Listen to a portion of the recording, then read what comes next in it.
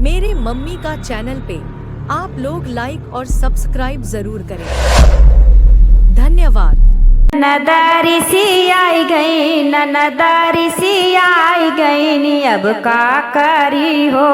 ननदारी सी आई गई, ननदारी सी आई गई नी अब का करी हो। ननदारी सी आई गई, दिल्ली में बसी गई। ननदारी सी आई गई, दिल्ली में बसी गई। वह वकीलवन से पटी गई, वकीलवन से फंसी गई। हम का करी हो। वकीलवन से पटी गई, वकीलवन से फंसी गई। हम का करी हो। ननदारी सी आई गई, ननदारी सी आई गई। हम का करी हो। ननदारी सी आई गई, गोरखपुर में बसी गई। ननदारी सी आई गई, गोरखपुर में बसी गई। होता योगी से फंसी गई हो, योगी से फंसी गई। हम का करी हो। होता योगी से फंसी गई, योगी से पटी गई। हम का करी हो।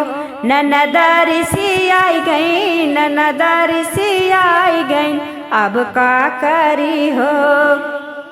ननदारी सी आई गई, नैहर में रही गई। ननदारी सी आई गई, मोरे नैहर में रही गई।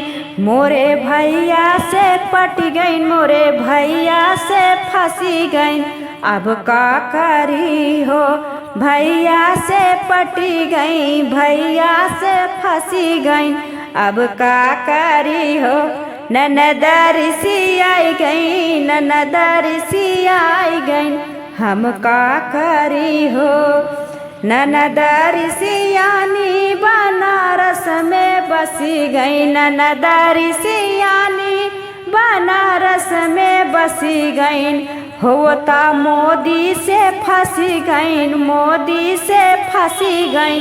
हम का करी। होता मोदी से पटी गई, मोदी से पटी गई। हम का करी हो।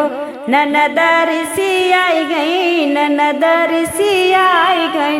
अब का करी हो।